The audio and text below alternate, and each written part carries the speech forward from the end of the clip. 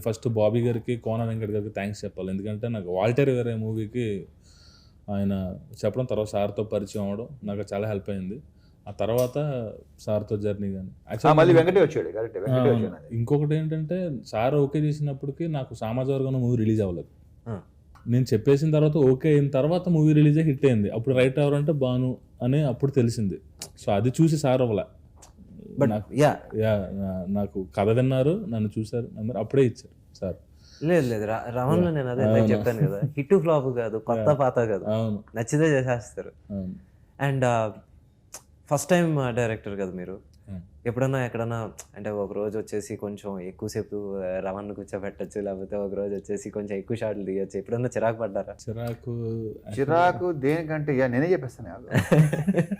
నాకేంటంటే అడిగిన దానికి సమాధానం ఇమీడియట్గా రాకపోతే చిరాకు వస్తుంది. మనోడు ఒక చిన్న అనమాట, క్వశ్చన్ వేసిన వెంటనే ఇలా గాలి చూస్తాడు ఫస్ట్, చెప్పి సాగు అంటాను నేను. అంతే తప్ప పెద్దగా ఏమి లేవు. మిగతా ఏంటంటే తన యాటిట్యూడ్, లేకపోతే కొంచెం అలా నువ్వు అలాగా స్లోగా ఉంటూ కుదరదు, దాని మీద మాత్రం చాలాసార్లు పడినట్టున్నాయి. నాకేంటంటే యాక్టివ్గా ఉండు, ఎందుకు స్లోగా ఉంటున్నావు అని. మరి ఏనే ఉంది, తన లోపల యాక్టివే, బయట అలా మెల్లిగా అలా ఉంటాడా తర్వాత తెలిసింది నాకు. నువ్వు కూడా అలాగా మార్చ్ క్వశ్చన్ వేస్తే సెప్టెంబర్లో రాసి అంతే అంతే అయితే తప్పలేదన్న, అందుకే సినిమాకి వచ్చా. అంతే.